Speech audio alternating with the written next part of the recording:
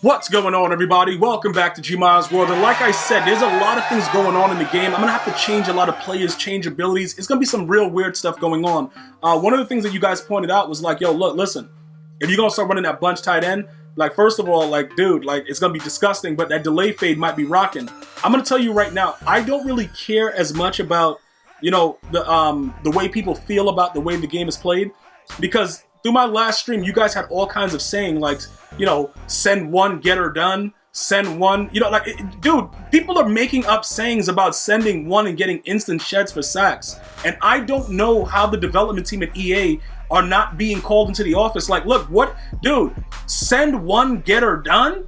Bro, like, send two, be, like, dude, I don't understand what's going on, all right? So what's gonna happen is, there's gonna be a lot of different changes that's going on within our gameplay. One of the things I want to point out, some of you guys wanted me to go more in depth. Some of you guys even wanted me to change out Trent Brown, you know, get rid of him, whatever. We could consider doing that. I don't know exactly what we're going to do. Probably go back to Trent Williams, because dude, he is kind of garbage. You guys are right about that. But what we did was, we tried out Nasty Streak. Now, there's a lot of people running Nasty Streak and running Pistol. I do want to tell you, I did run into a Pistol Savage that was running around doing whatever he wanted with Nasty Streak.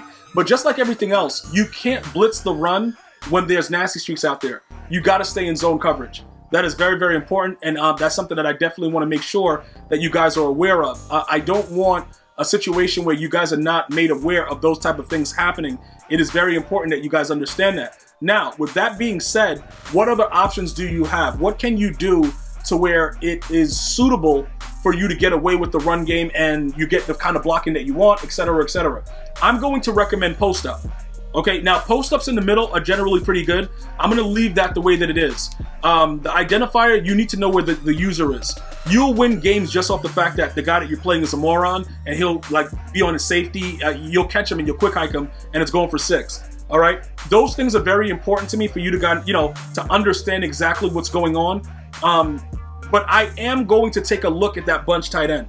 It is something that is very, very disgusting. I don't know if I'm going to stay in bunch tight end, but it's definitely worth it to take a look at it to kind of see what's going on with it. Unless you guys just feel that it's like absolutely disgusting, we'll lab it on stream. Because I do think that it is a gimmick offense, and it's one where you can't really send pressure against in most cases, but it'll help us be able to tolerate the game. Because you have to play with this new meta of Madden that's been going on since 16 with the patch that destroyed the game. You have to go with what works. Once you know what works, it's up to you to figure out what happens next. That is very important, and I think that you guys need to take note with that, because even if you try to run defenses like, you know, I was running, you know, double A gap, and I'm trying to do my own thing, and you stay off the meta, you're gonna find that audibling down from 335 normal is probably the best thing to 335 wide. It is just what it is. So for the offensive side of the ball, what we might do, if I'm going to run that offense, because generally you don't really need a mobile quarterback, I could get rid of Justin Herbert and try Brett Favre again, and then just see what happens from there. Like, I honestly could just do that.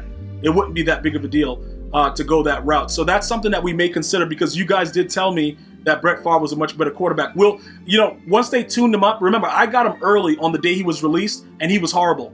Maybe he's better now. A lot of you guys have been swearing by him with his release and stuff like that. So Justin Herbert is there right now. Inside Deadeye Gunslinger. That inside Deadeye thing that you guys told me, oh, it's so glitchy. This guy's throwing Stevies and ridiculously, like, just dirty passes, bro. He's throwing dirty passes. So for the most part, I don't know if we're going to, you know, stay with Justin Herbert, but we are going to be labbing the bunch tight end and seeing what's going on with that. All right. Now, let's get down to the nitty-gritty, the stuff that you guys want to know about, the stuff that has you guys like, yo, Gmia, you're going to really do this? It's disgusting. I don't feel comfortable with you, you know, actually doing it. You know, I'm going to do it. I'm going to definitely do it. And we're probably, we're just going to start audibling down. It's just a no-brainer defense that really causes issues. It really causes issues for your opponent. So why shouldn't I do it and show it to you guys again? I showed it to you earlier, but I'm like, yo, I don't really want to run the meta. It just seems so boring and stupid. It's coming to that point, guys, where it's like, if you don't run that, you're going to really set yourself up to just take L's in your file. So we're going to have to actually adjust with that and just run it. You know, maybe we run the 2-man under version, maybe we run the other version. Whatever we have to do, we are going to adjust, and we are going to get satisfaction out of this game. One way or the other, we're going to get that done. So that's very important that I point that out to you guys to make sure that we're aware of that. Another thing that I want to also let you guys know, I do feel that we're wasting Charles Haley just not having him involved in the game. So we may have to just get rid of Jadeveon Clowney. I'm like, dude, like, is he something special to where it's like, oh my God, I have to have him? I'm not really seeing it. Maybe some of you guys are. I don't know. All right. I really can't say yes or no to that situation. But, you know, we're probably going to have to go that route and change some things up. So let's take a look at what we're going to develop right now. The number one thing that we're going to have to do, right, we're going to have to set up, so the Ravens defense, we're going to just get out of it. I don't want to play it anymore. We're going to go to what we were running 4-6 earlier in the year. We're going to go back to that. All right, so 4-6 is going to be what we're doing right there. I do want to try the bunch type end a little bit. I don't know if I'm going to be happy doing that. Like, it might not be the move, but we're going to give it a chance. We'll give it a chance. We'll see what's going on with it. But I think I'm convinced, based on defensively, what I've been seeing from the squad, that we need to make a move. Now, for now, Jadeveon Clowney will stay. For whatever reason, if we don't, you know, he starts acting up and he starts doing weird stuff, he's gone. So pretty much what we're going to have to do is we're going to need 3 sub linebackers.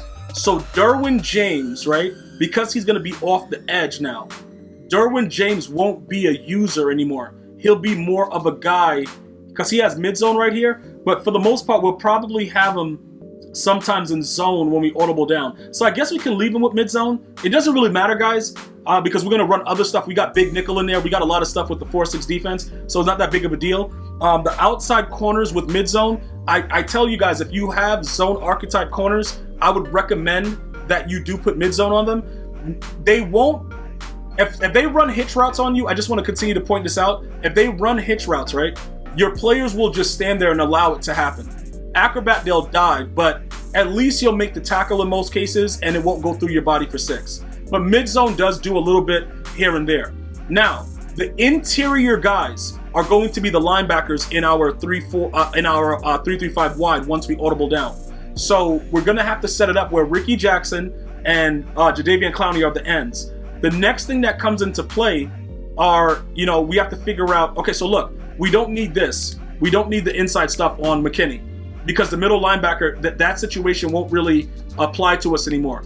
So we'll take that off. That right there doesn't matter. We'll get, you know, he's going to be there, but that's fine. We don't need that as an ability anymore. What we could do, right, because of the fact that the middle line, the defensive player in the middle, which right now we have it on J.J. Watt, he could be our D tackle with inside stuff.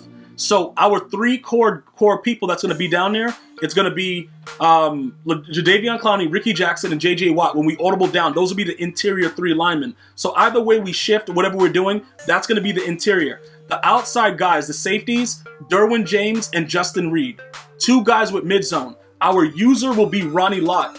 Everybody else, it's not that big of a deal. We have the we're gonna need Deion Sanders in the slot, the outside corners or whoever they are, and then we're gonna need the safeties. Now this is where it gets interesting. We're gonna have to probably use Rod Woodson and Jimmy Ward as safeties on the outside to kind of maintain what's going on. So I'm gonna change this now so that everybody pretty much understands what's going on. I will be giving you guys footage of this to kind of show you how it works in play. Now, is it a necessity? Because we're going to be shifting the D-line around and doing weird stuff. Is it a necessity to have inside stuff? Probably not, because we're going to be running the 3-5 wide audible down. It probably won't be as important, right? But it's something that's going to help if we need to run big nickel at all. Because you never know. We might have to run big nickel, because what happens is when people come out and they want to run the ball, what's been going on is a lot of people have been running goal line and running the ball like absolute idiots, right? So because that's the case, we have to be careful with what we have on the players. You know, we need to be able to have run-stopping things going on. So pretty much what I have on Ricky Jackson right now, I have no outsiders and I have edge threat. Instead of using edge threat elite, that's what I'm going with, because you're going to get bullied on the run if you don't have run-stopping chems. It's just a point blank period. If you want to come out and do whatever you want, I've shown you guys videos when I played against guys back when everybody was running like 17 one-step aheads. I always made sure that I could run the ball because they don't have no defensive line chems. You won't get pressure unless you send 2. So if you're that type of person that wants to send 2, bro, have at it. Like, keep sending 2. But I would recommend, as far as ability goes, that you put Ricky Jackson in a position where he can be successful. So give him the no outsiders, give him the edge threat. I think that that will benefit you. And also, on Jadeveon Clowney, it's the same thing. The edge threat elite, to me, is very, very watered down, because just know this, right? When EA reduces the ability points for an ability, they're not going to up it and make it so that it's really dominant. That's not what they're doing. Their ultimate goal is to create balance, and in doing that, they destroy the game in a lot of aspects. So we have to be on the lookout for those things and understand it. For you to waste your AP on Edge Threat Elite when you can have no outsiders for 1, and again, they downgraded no outsiders, but for the most part, they'll get a shed. So if you can get that on your outside players, you're going to use it. Even though in the audible down situation, those players won't be in that situation. You know what I'm saying? Like, they won't be those players that that go out there and have the no outsiders, because they'll be sub linebackers with Derwin James and Justin Reed. But these guys will make sure that the run just doesn't take off, which is something that we don't want to happen. So because of that, it is very important, again, that you do that. I'm just recommending it. You don't have to do it if you don't like it. This is something that we're going to be running, because it's starting to get a little frustrating as far as, you know, what people are running with the meta and all the stupidness that's happening. So we're going to start changing it up and figuring some things out. All right. So the same thing with Jadeveon Clowney. You're going to give him, if you do have him on your squad. Like I said, I don't see, he's not really changing life. Maybe in the meta, when we start sending 3 sometimes, he might, you know, do some crazy stuff. When we have to, you know, put man coverage out there, stuff like that with the outside guys. When you audible down the 3-3-5 wide, maybe he'll go crazy. As of yet, he's not really that, like, superstarish. So with that's my issue right there. I just wanted to let you guys know. I loved what Charles Haley was doing, but, you know, it is what it is. We got the golden ticket. It's the first one. Whatever. All right, we're going to move on from there, and that's pretty much it. So I do want you guys to understand, it is very, very important as you continue to build up your squad to understand that these abilities are necessary. No outsiders, inside stuff, excellent. On the offensive side, Brett Favre may take this guy's place, at least temporarily, to kind of see exactly what else we need to do. And then we'll just pretty much go from there. All right? So that's what I got for you guys right now. Let me know if you have any other questions. Whatever it is I can help you with, let me know about that as well. And I'm going to see you guys and girls next time. You have an unbelievable day. One love, y'all.